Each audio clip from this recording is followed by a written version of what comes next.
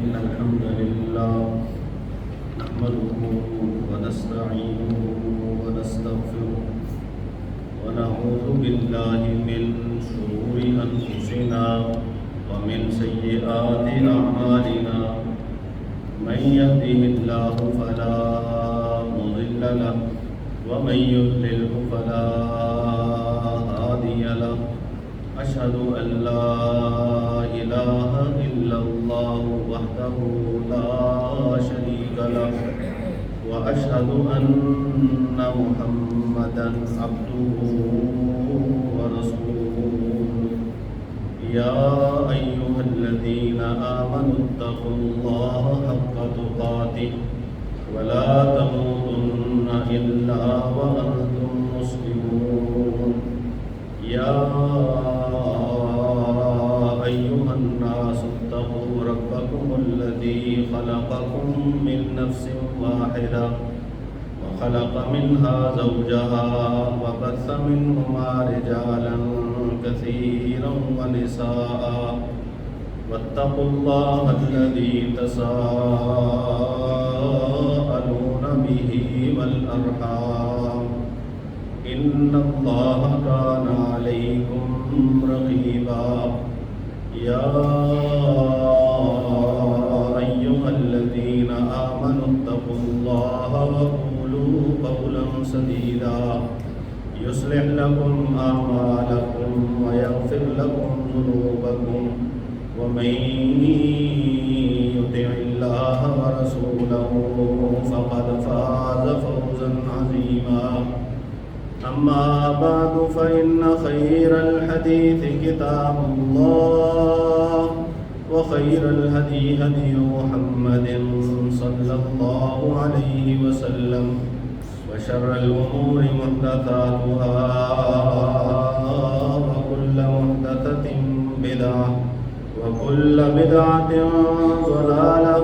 وكل ضلالة في النار إن الله وملائكته يصلون على النبي يا أيها الذين آمنوا صلوا عليه وسلموا تسليما اللهم صل على محمد وعلى آل محمد كما صليت على إبراهيم وعلى آل إبراهيم إنك حميد مجيد اللهم بارك على محمد وعلى آل محمد كما باركت على إبراهيم وعلى آل إبراهيم إنك حميد مجيد أعوذ بالله من الشيطان الرجيم بسم الله الرحمن الرحيم ما أفاء الله على رسوله من أهل القرى فلله وللرسول ولذي القربى واليتامى والمساكين وابن السبيل كي لا يكون دولة بين الأغنياء منكم وما آتاكم الرسول فخذوه وما نهاكم عنه فانتهوا واتقوا الله إن الله شديد العقاب للفقراء المهاجرين الذين أخرجوا من ديارهم وأموالهم يبتغون فضلا من الله ورضوانا وينصرون الله ورسوله أولئك هم الصادقون والذين تبوأوا الدار والإيمان من قبلهم يحبون من هاجر إليهم ولا يجدون في صدورهم حاجة مما أوتوا ويؤثرون على أنفسهم ولو كان بهم خصاصة ومن يوق شح نفسه فأولئك هم المفلحون والذين جاءوا من بعدهم يقولون ربنا اغفر لنا ولإخواننا الذين سبقونا بالإيمان ولا تجعل في قلوبنا قلوبنا غلا للذين آمنوا ربنا إنك رؤوف رحيم.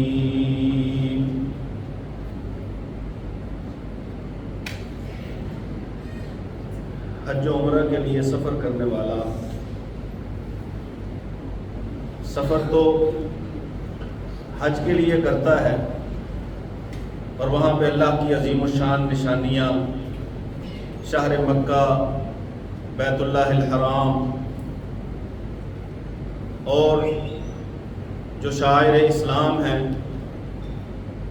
اپنے فرائض کو ادا کرتے ہوئے ان کی زیارتیں کرتا ہے. وہیں پہ حج کے لیے اور عمرہ کے لیے سفر کرنے والے بندے کو رسول اللہ صلی اللہ علیہ وآلہ وسلم کا مقدس شہر مدینہ دیکھنے کی سعادت بھی نصیب ہوتی ہے. یہ بات واضح رہے کہ مدینے میں جانا کوئی حج و عمرہ کا حصہ نہیں ہے، لیکن چونکہ جو شخص مکہ جاتا ہے اور وہاں جا کے کچھ دن قیام کرنے کا ارادہ رکھتا ہے تو اس کی خواہش ہوتی ہے کہ میں اللہ کے نبی صلی اللہ علیہ وآلہ وسلم کا وہ شہر دیکھوں جس کی طرف رسول اللہ صلی اللہ علیہ وآلہ وسلم نے ہجرت کی. نہ صرف ہجرت کی بلکہ اس شہر کے رہنے والوں پہ رسول اللہ صلی اللہ علیہ وآلہ وسلم نے اعتماد کیا، اور وہاں بھی اللہ کے رسول صلی اللہ علیہ وآلہ وسلم کے ساتھ جڑی ہوئی کچھ چیزیں، رسول اللہ صلی اللہ علیہ وآلہ وسلم کی مسجد، رسول اللہ صلی اللہ علیہ وآلہ وسلم کا گھر حجرہ مبارک جہاں پہ اللہ کے پیغمبر صلی اللہ علیہ وآلہ وسلم آرام فرما ہے، اور صحابہ کرام رضوان اللہ علیہ مجمعین سے جڑی ہوئی متعلق بہت ساری چیزیں ایسی ہیں کہ جنہیں دیکھ کے ایمان تازہ ہوتا ہے. کچھ ایسی چیزیں جنہیں اللہ کے پیغمبر صلی اللہ علیہ وسلم نے اپنا محبوب قرار دیا، وہ چیزیں بھی مدینہ اور اس کے گرد و نواح میں موجود ہیں. اس لیے جو ہے ہر ایک کی خواہش ہوتی ہے کہ اگر مکہ جاؤں تو رسول اللہ صلی اللہ علیہ وآلہ وسلم کے شہر مدینہ کی بھی زیارت کروں. مدینہ وہ شہر ہے جسے دنیا میں ایک ایسا مقام حاصل ہے جو شاید کسی اور شہر کو حاصل نہ ہو. جن شہروں کو کسی بھی بادشاہ نے فتح کیا ہے، کسی سپہ سالار نے فتح کیا ہے، ان پر فوج کشی کی ہے، لڑائی ہوئی ہے، تبھی وہ شہر جو ہے وہ ان کے زیر دست آئے ہیں. مدینہ ایسا شہر ہے کہ جسے حاصل کرنے کے لیے، جس پہ غلبہ پانے کے لیے، جسے اپنے زیر دست لانے کے لیے ایک لڑائی بھی ثابت نہیں، ایک بغیر لڑائی کے واحد ایسا شہر جو صرف دعوت کی وجہ سے فتح ہوا. اللہ کے رسول صلی اللہ علیہ وآلہ وسلم کے پاس کچھ لوگ سن 12 نبوت میں، نبوت کا جو 12واں سال تھا، مدینہ سے آئے ہوئے کچھ لوگ 6 کی تعداد ہوگی، وہ رسول اللہ صلی اللہ علیہ وآلہ وسلم سے ملے، آپ سے بات چیت کی. انہوں نے کہا ہم واپس جائیں گے تو اپنے لوگوں سے جا کے بات کریں گے آپ کے بارے میں، آپ کی دعوت کے بارے میں. وہ اگلے سال 6 کی بجائے 75 لوگ جو ہیں وہ یہ ارادہ بنا کے آئے کہ ہم رسول اللہ صلی اللہ علیہ وسلم کے ساتھ بیعت بھی کریں گے اور آپ کے ساتھ بات چیت بھی کریں گے، ہدایات بھی لیں گے، اور جو انہیں مشکلات ہیں مکہ میں رہتے ہوئے ہم انہیں یہ بھی دعوت دیں گے کہ آپ ہمارے شہر یثرب میں تشریف لائیے اور یہاں آ کے دین کی دعوت اور اللہ وحدہ لا شریک کی وحدانیت کا پیغام عام کیجیے. 75 لوگ، 73 آدمی اور 2 عورتیں. یہ پہلی جو بیعت ہے اسے بیعت عقبہ اولیٰ کہتے ہیں جو نبوت کے 12ویں سال ہوئی، اور دوسری بیعت اسے بیعت عقبہ ثانیہ کہتے ہیں جو نبوت کے 13ویں سال. یہ سارے لوگ رات چھپتے چھپاتے اپنے اپنے ڈیروں سے اور اپنے اپنے خیموں سے نکلتے ہوئے آئے تو حج کے لیے تھے، لیکن چونکہ ارادہ بنا کے آئے تھے کہ ہم نے بات کرنی ہے ایک جگہ، جس جگہ کا پہلے سے فیصلہ کر لیا گیا تھا کہ یہاں پہ جمع ہونا ہے، وہاں پہ جمع ہو گئے. رسول اللہ صلی اللہ علیہ وآلہ وسلم بھی موجود تھے اور رسول اللہ صلی اللہ علیہ وسلم کے چچا حضرت عباس رضی اللہ تعالیٰ عنہ بھی موجود تھے۔ آپ سیرت کی کتابوں میں اس بیعت کی اگر تفصیل پڑھیں تو ایمان تازہ ہو جاتا ہے کہ جب انہوں نے اللہ کے رسول صلی اللہ علیہ وآلہ وسلم سے بات کی کہ آپ ایسا کیجئے، ہمارے پاس تشریف لائیے اور وہاں دعوت دین کا کام کریں، تو رسول اللہ صلی اللہ علیہ وسلم کے چچا حضرت عباس، وہ کہ ابھی مسلمان نہیں ہوئے تھے، انہوں نے کہا میری بات سنو خزرج والو، آ تو گئے ہو کہ ہم رسول اللہ صلی اللہ علیہ وسلم کو لے کے جائیں گے، لیکن پتہ ہے جو لوگ ادھر ہمارے دین پہ ہیں نا، کس قدر ان کی مخالفت کا سامنا ہے رسول اللہ صلی اللہ علیہ وآلہ وسلم کو۔ وہ انہیں جان سے مارنے کے درپین ان کے ساتھیوں کو نہیں چھوڑتے، انہیں ایذا دیتے ہیں، تکلیف دیتے ہیں، اور تم کہہ رہے ہو ہم نے لے کے جانا ہے، تو ایک بات ذہن میں رکھو، رسول اللہ صلی اللہ علیہ وسلم کو لے کے جانا پورے عرب سے دشمنی مول لینا ہے۔ اللہ کے رسول صلی اللہ علیہ وآلہ وسلم کو لے کے جانے کا مطلب یہ ہے کہ تم نے اپنے آپ کو ان حملوں اور ان فوجی جو مہمیں ہیں ان کے حوالے کر دیا ہے جو مستقبل میں تمہارے اوپر ہونے والی ہیں، کیا اس کے لیے تیار ہو؟ انہوں نے کہا یہ بات ہمیں معلوم ہے، آپ اس سے اگلی بات کریں۔ اللہ کے رسول صلی اللہ علیہ وآلہ وسلم کو لے کے جانا اور رسول اللہ صلی اللہ علیہ وسلم کی حفاظت کرنا، جب رسول اللہ صلی اللہ علیہ وسلم نے فرمایا کہ دیکھو ایک شرط یہ بھی ہے کہ میری حفاظت ویسے ہی کرو گے جیسے اپنے اہل و عیال کی، اپنے بچوں کی حفاظت کرتے ہو، اس بارے میں تمہارا کیا خیال ہے؟ اہل مدینہ نے کہا اللہ کے پیغمبر صلی اللہ علیہ وآلہ وسلم، ہم جنگجوؤں کے بیٹے ہیں، تلواریں ہمارا زیور ہیں، اور ہم لڑنے کو بھی جانتے ہیں، مارنے مرنے کو بھی جانتے ہیں، اور مہمانوں کی حفاظت کرنا یہ تو ہمارے آباء و اجداد کا طریق ہے، آپ کی ویسے ہی حفاظت کریں گے جیسے اپنے اہل و عیال کی حفاظت کرتے ہیں، اپنے بچوں کی حفاظت کرتے ہیں۔ پھر اہل مدینہ نے بھی رسول اللہ صلی اللہ علیہ وسلم کے سامنے ایک بات رکھی، اے اللہ کے پیغمبر، ہمارا یہود سے کچھ معاہدہ ہے اور قوموں سے معاہدے ہیں، آپ کے آنے کی وجہ سے وہ معاہدے ٹوٹیں گے، وہ معاہدے ویسے نہیں رہیں گے جیسے پہلے سے ہیں، تو یہ نہ ہو کہ کل کو غلبہ مل جائے، لوگ آپ کے ساتھ زیادہ اکٹھے ہو جائیں، ہم سے بھی زیادہ لوگ، ہم سے بھی زیادہ چاہنے والے آپ کو کہیں اور جانے کی دعوت دے دیں، یا یہ مکہ آپ کا شہر ہے یہ فتح ہو جائے، یہ نہ ہو کہ آپ پھر ہمیں چھوڑ کے واپس آ جائیں یا ہمیں چھوڑ کے کسی اور شہر میں چلے جائیں۔ رسول اللہ صلی اللہ علیہ وآلہ وسلم نے فرمایا اہل مدینہ تمہارا خون میرا خون ہے،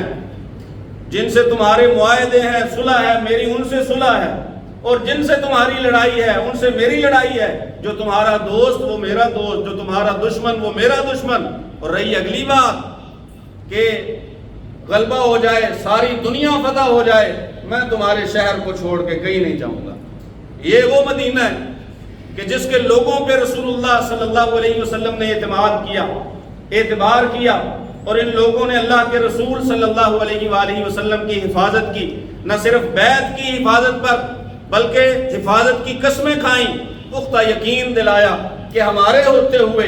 اللہ کے پیغمبر صلی اللہ علیہ وآلہ وسلم آپ کو کوئی تکلیف پہنچے گی نہیں۔ یہ اہل مدینہ ہے جنہیں اہل یثرب اس وقت کہا جاتا تھا۔ رسول اللہ صلی اللہ علیہ وآلہ وسلم نے اپنے صحابہ سے ایک بار ذکر بھی کیا تھا کہ مجھے جو ہے وہ خواب میں میری ہجرت گاہ دکھائی گئی ہے، جہاں میں نے جانا ہے وہ کھجوروں کی سرزمین ہے، ادھر میں ہجرت کروں گا۔ اور جب مدینہ والوں سے معاہدہ طے پا گیا کہ آپ اور آپ کے ساتھی ادھر آئیں، قرآن مجید میں اللہ وحدہ لا شریک نے تذکرہ فرمایا ہے، انہیں اللہ وحدہ لا شریک نے انصار قرار دیا ہے کہ یہ مدد کرنے والے، والذین تبوؤا الدار والایمان من قبلہم یحبون من ہاجر الیہم، اللہ فرماتے ہیں ایسے لوگ اللہ نے چنے، یحبون من ہاجر الیہم، کہ مکہ سے جو ان کی طرف ہجرت کر کے آئے گا یہ اس سے محبت کریں گے، اسے برا نہیں سمجھیں گے۔ ایسے لوگ اور ایسی جگہ کا اللہ رب العزت نے رسول اللہ صلی اللہ علیہ وسلم کی ہجرت گاہ کے لیے انتخاب فرمایا۔ رسول اللہ صلی اللہ علیہ وسلم ابتدا میں جب مدینہ میں آپ تشریف لائے، ابھی 2-4-5 دن ہی گزرے تھے، کیونکہ اسے یثرب کہا جاتا تھا، بیماریوں کی آماج گاہ کہا جاتا تھا،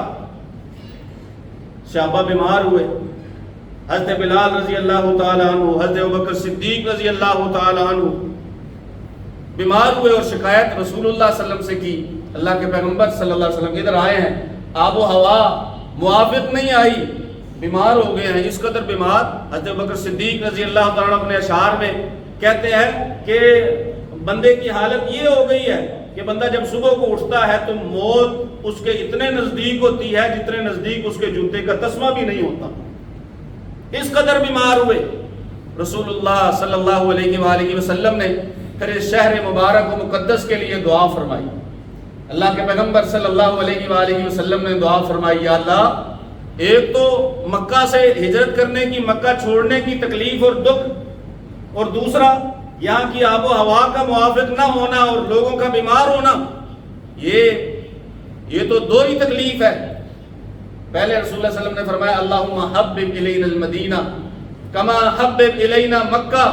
یا اللہ جیسے ہمیں مکہ محبوب تھا نا ویسے ہی مدینہ بھی ہمارے دلوں میں ویسا ہی محبوب بنا دے، مدینہ کی محبت ویسے ہی ہمارے دلوں میں ڈال دے جیسے مکے کی محبت ہے۔ پہلی دعا رسول اللہ صلی اللہ علیہ وسلم نے یہ فرمائی کہ مدینہ ہمیں ویسے محبوب ہو جیسے مکہ محبوب ہے، کہ ہمیں یہ فرق نہ لگے کہ ہم اپنے گھروں کو چھوڑ کے آئے ہیں، بلکہ یہ ہمیں ہمارے گھر جیسا لگے، ہمارے اپنے شہر جیسا لگے۔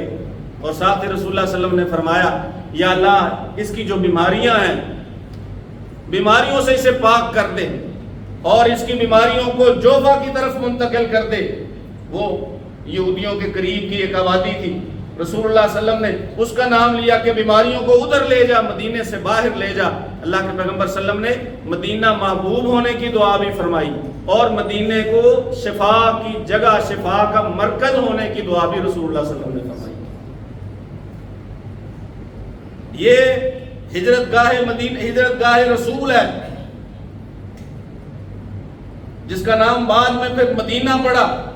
رسول اللہ صلی اللہ علیہ وسلم نے اس کا نام طیبہ بھی رکھا، کبھی آپ طابہ کہا کرتے، کبھی طیبہ کہا کرتے، بات ایک ہی ہے، محض زبر اور زیر دینے والے الفاظ آگے پیچھے آنے کی وجہ سے کئی بار طابہ کہا ہے، کئی بار طیبہ کہا ہے۔ یہ رسول اللہ صلی اللہ علیہ وسلم نے اس کا نام رکھا ہے۔ اور اللہ کے پیغمبر صلی اللہ علیہ وآلہ وسلم نے دوسری دعا، تیسری دعا مدینہ کے لیے یہ فرمائی کہ اللہ یہ جو شہر مدینہ ہے اس میں ویسے ہی برکتیں نازل فرما جیسے مکہ میں برکتیں نازل فرمائی ہیں۔ بلکہ صحیح بخاری و مسلم کی حدیث میں ہے کہ اللہ کے رسول صلی اللہ علیہ وآلہ وسلم نے فرمایا یا اللہ مدینہ میں مکہ سے ڈبل برکتیں نازل فرما، ضعفی من مکہ من البرکہ، مکہ میں جتنی برکتیں ہیں اس سے زیادہ بلکہ اس سے دو گنی برکتیں جو ہے یا اللہ مدینہ کو عطا فرما۔ یا اللہ مدینہ میں سا ہے، تولنے ماپنے کا ایک پیمانہ، سا، اس کے سا میں برکت، اس کے پاؤں میں، اس کے کلوں میں، اس کے وزن میں، اس کے میزان میں اللہ برکتیں نازل فرما۔ اور رسول اللہ صلی اللہ علیہ وآلہ وسلم نے ساتھ ہی یہ بھی فرمایا کہ اللہ جیسے ابراہیم علیہ السلام نے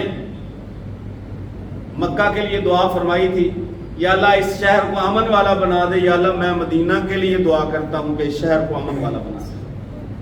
جیسے ابراہیم علیہ السلام نے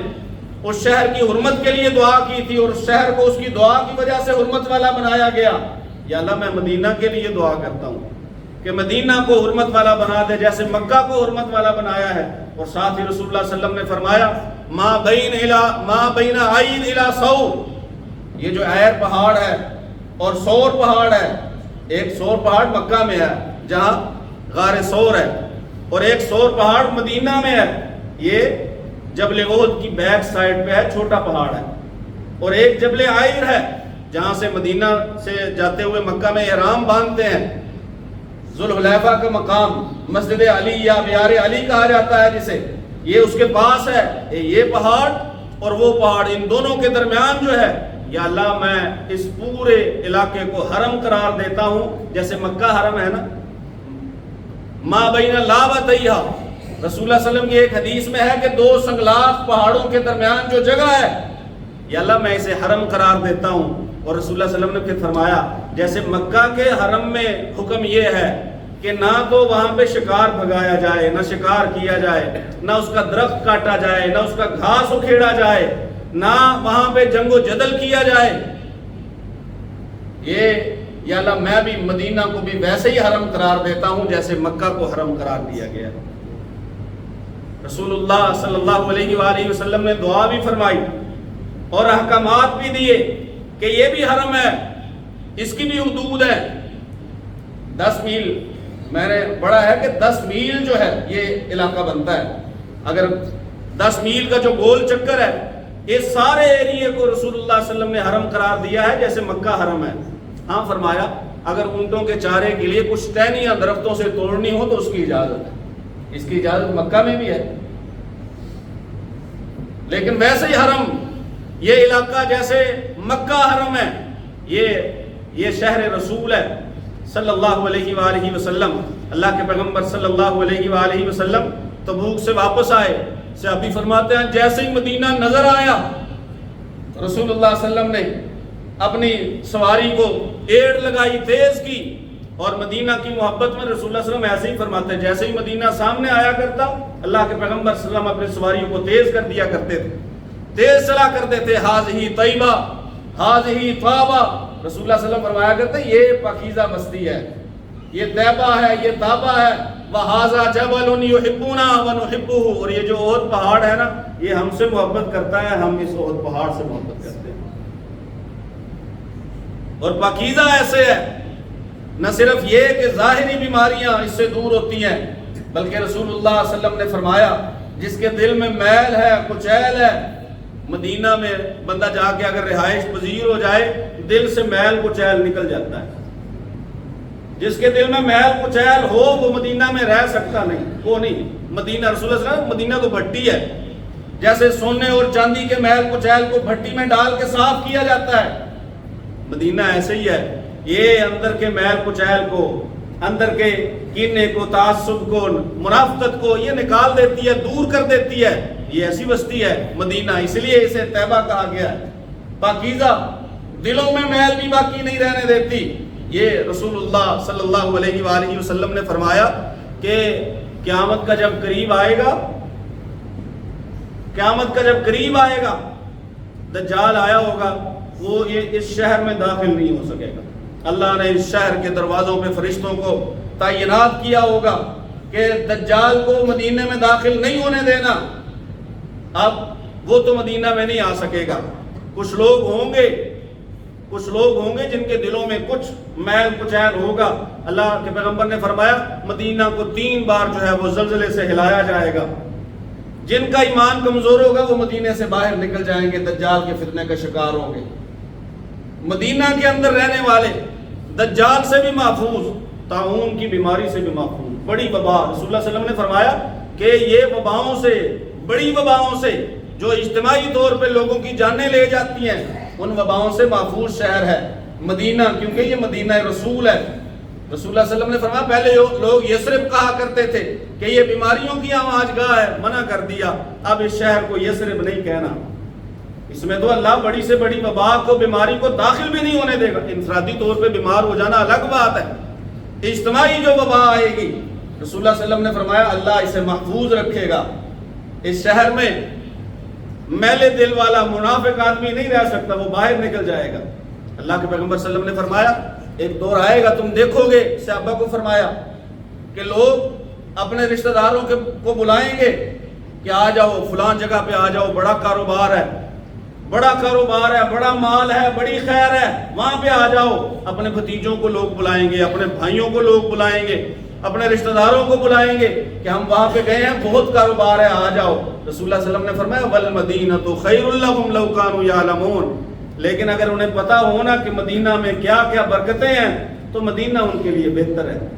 مدینہ ان کے لیے بہتر ہے۔ اس سے باہر جتنی مرضی اچھی جگہ ہو، جتنی مرضی اچھی جگہ ہو، اب رسول اللہ صلی اللہ علیہ وسلم کا پڑوس اور دنیا کے باقی بڑے بڑے تجارتی مراکز اور شہر، کیا مقابلہ ہو سکتا ہے روحانی طور پہ کہ اللہ کے پیغمبر صلی اللہ علیہ وسلم کی مسجد کے پاس ہے بندہ، رسول اللہ صلی اللہ علیہ وسلم کی قبر مبارک آرام گاہ کے قریب ہے بندہ، اور اس نسبت کو چھوڑ کے کسی اور شہر میں کاروبار کے لیے چلا جائے، اللہ کے پیغمبر صلی اللہ علیہ وسلم نے فرمایا جتنے بھی شہر ہیں مدینہ ان سب سے بہتر ہے۔ کاش ان لوگوں کو یہ پتہ چل جائے کہ اللہ نے مدینے میں کیا رکھا ہے۔ مدینے کے لوگوں کی طہارت و پاکیزگی کا اللہ نے قرآن میں ذکر فرمایا ہے، فیہ رجال یحبون ان یتطہروا، کہ ایسے لوگ ہیں کہ جو پاک رہنا پسند کرتے ہیں، پاکیزگی ان کی پسند ہے، وہ محبوب رکھتے ہیں پاکیزگی کو، پلید لوگ نہیں، نہ پلیدی کو پسند کریں۔ فیہ رجال یحبون ان یتطہروا، پھر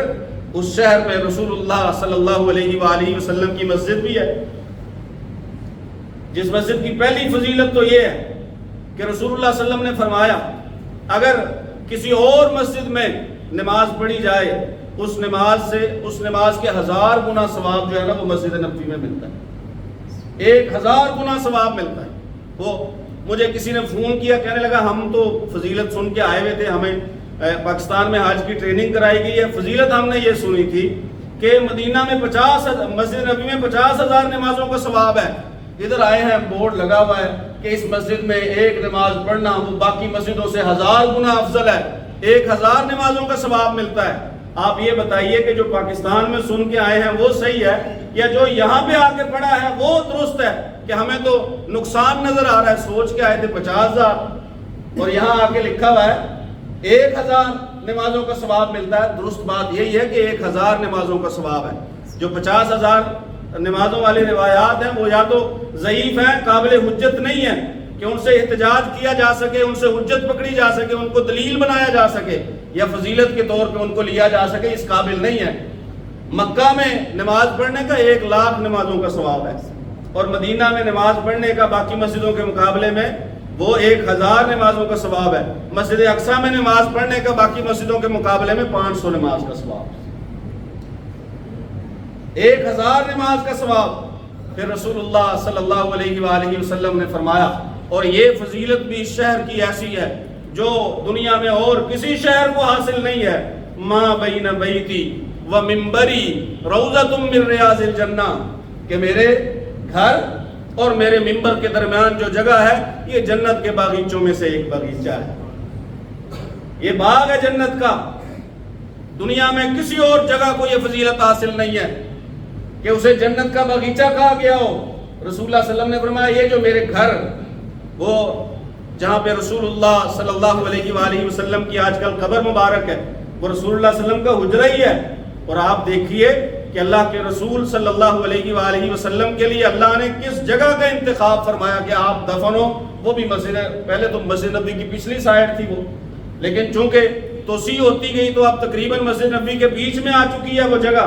اللہ نے انتخاب، کیونکہ نبیوں کے بارے میں رسول اللہ صلی اللہ علیہ وسلم کا فرمان یہ ہے کہ انبیاء جہاں پہ فوت ہوتے ہیں وہیں پہ دفن ہوتے ہیں، جہاں پہ فوت ہوتے ہیں وہیں پہ دفن ہوتے ہیں۔ اللہ رب العزت نے رسول اللہ صلی اللہ علیہ وسلم کی تدفین کے لیے بھی کسی جگہ کا انتخاب فرمایا تو وہ بھی مسجد نبوی ہے۔ اور رسول اللہ صلی اللہ علیہ وآلہ وسلم نے یہ بھی فرمایا کہ جو بندہ بھی اس شہر کے لوگوں کے بارے میں یا شہر کے بارے میں برا سوچے گا یا بری سوچ کے ساتھ اس پہ حملہ آور ہوگا، اللہ وحدہ لا شریک اسے ایسے گھول دے گا جیسے نمک پانی میں گھولا جاتا ہے۔ جو مدینہ اور اہل مدینہ کے بارے میں غلط سوچے گا، غلط خیالات رکھے گا یا ان کے ساتھ حسد کرے گا یا ان کے کسی نقصان کا ارادہ کرے گا، رسول اللہ صلی اللہ علیہ وسلم نے فرمایا جیسے وہ کلی جس سے وہ برتنوں کو مانجا جاتا ہے، برتنوں کو کلی کیا جاتا ہے، جیسے وہ ختم ہو جاتی ہے نا، ایسے ہی اللہ تعالیٰ اس بندے کو بھی ختم کر دے گا۔ مدینہ اور اہل مدینہ کا مخالف آدمی وہ اللہ کو پسندیدہ نہیں ہے۔ مدینہ اور اہل مدینہ کو اللہ وحدہ لا شریک نے ایک خاص شان، ایک خاص فضل سے نوازا ہے۔ عربی کا شاعر ایک کہتا ہے ایا ساکنی اکناف طیبۃ کلکم الی القلب من اجل الحبیب حبیب، اے مدینہ اور اس کا پڑوس میں رہنے والے لوگوں تم میرے محبوب ہو، کیوں؟ کیونکہ تم میرے محبوب کے شہر کے آس پاس یا اس کے شہر میں رہتے ہو۔ اللہ سے دعا ہے اللہ سب سمجھ کر عمل کی توفیق نصیب فرمائے۔